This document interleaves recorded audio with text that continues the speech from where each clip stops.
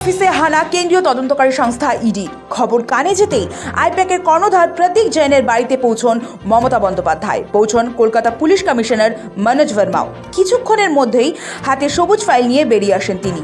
বেরিয়ে এসে সাংবাদিকদের সামনে ইডি হানা নিয়ে কেন্দ্রকে নিশানা করেন মুখ্যমন্ত্রী।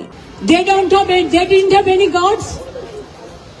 One side the SIR case, they're deleting all the names of the Bengal people. More than 2 crore people, 1.5 crore people are being called, 54 lakhs are being deleted, and because of election they are collecting all my information of my party. Mamata বন্দ্যোপাধ্যায়ের অভিযোগ, প্রার্থী তালিকা, নির্বাচনী কৌশল, hard disk সহ দলের সব তথ্য হাতানোর জন্যই এই অভিযান। তিনি প্রশ্ন তোলেন, এটাই কি ইডি এবং অমিত শাহর duty? How to collect all of our party hard disk,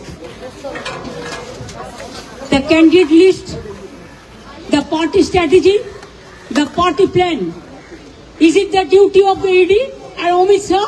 Amit শাহকে নিশানা করে নটি home minister, nasty home minister উল্লেখ করে মমতা বলেন, যারা দেশকে রক্ষা করতে পারেন না তারা তৃণমূলের সব তথ্য হাতিয়ে নেওয়ার চেষ্টা করছে। যদি বিজেপির দলীয় কার্যালয়ে তল্লাশি চালানো হয় তাহলে কি হবে?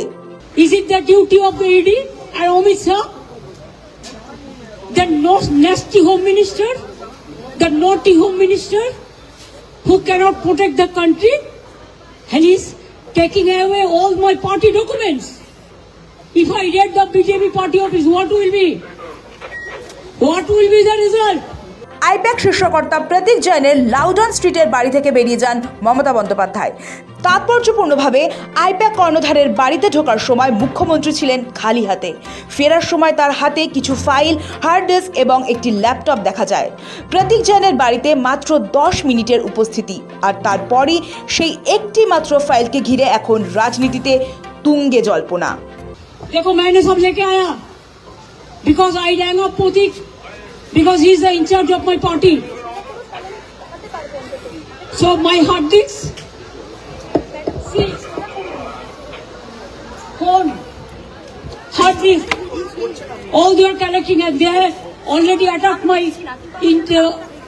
IT office also. In fact, sector 5, I am going there also. যেভাবে মুখ্যমন্ত্রী এদিন প্রতীকের বাড়িতে তল্লাশি চলাকালীন উপস্থিত হলেন, সেই ঘটনার সঙ্গে 5 বছর আগে তৎকালীন পুলিশ কমিশনার রাজীব কুমারের বাড়িতে তল্লাশির মিল পেয়েছেন অনেকে।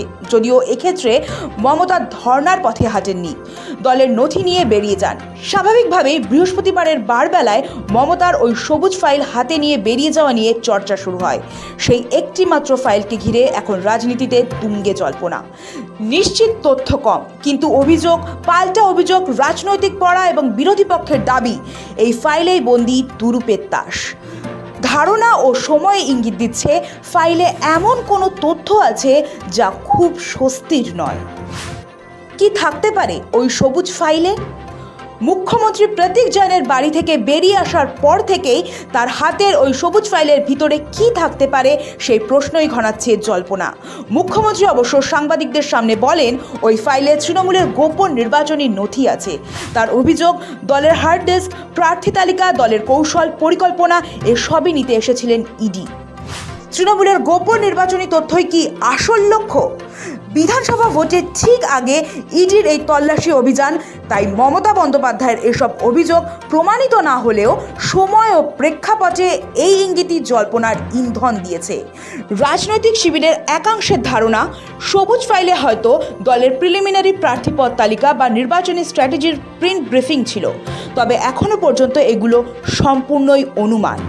আইপ্যাক সাধারণ কোনো কনসালটেন্ট নয়, তারা দলের তথ্য সরবরাহ, ভোটের সেগমেন্টেশন, বুথ স্তরের রিপোর্ট, ক্যাডার অ্যাসেসমেন্ট, প্রচারের content, issue mapping, digital monitoring সবটাই করে থাকে, যা রাজনৈতিক মহলে ডেটা গোল্ড নামে পরিচিত। ফলে ভোটের আগে এই সময়টাতেই আইপ্যাকের সিস্টেমে সবচেয়ে বেশি ডেটা জমা থাকে বলে দাবি করছেন রাজনৈতিক মহলের লোকজন। ধারণা, অনুমানই আপাতত সব। সবুজ ফাইলের ভিতরে কি ছিল নিশ্চিত করে জানা না গেলেও রাজনীতিতে তথ্যের চেয়েও যে শক্তিশালী জিনিস আছে তা হলো ধারণা। সেই ধারণার বশে সবুজ ফাইলটি এখন রাজ্যের রাজনৈতিক চর্চার ও সাসপেন্সের কেন্দ্রবিন্দু হয়ে উঠেছে। যদিও শুধু ওই ফাইল নয়, একটা ল্যাপটপ, একটা হার্ড ডিস্ক, একটা পেন ড্রাইভ ও একটা ফোনও নাকি নিয়ে বেরিয়েছেন মুখ্যমন্ত্রী। তবে সেসব যেহেতু সামনে থেকে দেখা যায়নি, তাই তা নিয়ে কৌতূহল এখনো মুখ্যমন্ত্রীর হাতে চেপে ধরে থাকা সবুজ ফাইলটির চেয়ে বেশি নয়। প্রতীকের বাড়ি থেকে বেরিয়ে আইপ্যাকের অফিসেও যান মুখ্যমন্ত্রী। সেখানে তার সঙ্গে ছিলেন মন্ত্রী সুজিত বসু, তৃণমূল নেত্রী কৃষ্ণা চক্রবর্তী। ইডির তল্লাশি চলাকালীনই আইপ্যাকের অফিস থেকে একাধিক ফাইল নিচে নামিয়ে মুখ্যমন্ত্রীর গাড়ির পিছনে লোড করা হয়। তবে সেগুলি কিসের ফাইল তা এখনও স্পষ্ট নয়। এদিকে র্যাফ নামিয়েছে পুলিশ, আর ইডি পরিস্থিতি সামাল দিতে আরও কেন্দ্রীয় বাহিনী চেয়েছে।